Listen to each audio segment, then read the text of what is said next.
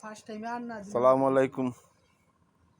আমরা যে গ্রামের রাস্তা ইদানিং যে মাটি কাটানি হয়েছে,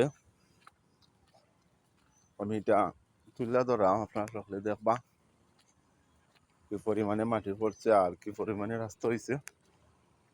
তো এখানে আমরা তো মেইন চালান আছিল 30,000 টাকা।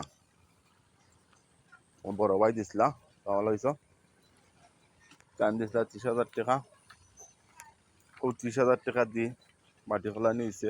কেন মোট মাটি কাটানি হয়েছে 52,000 টাকা। রাস্তা পরিমাণ জায়গা দিতে গিয়া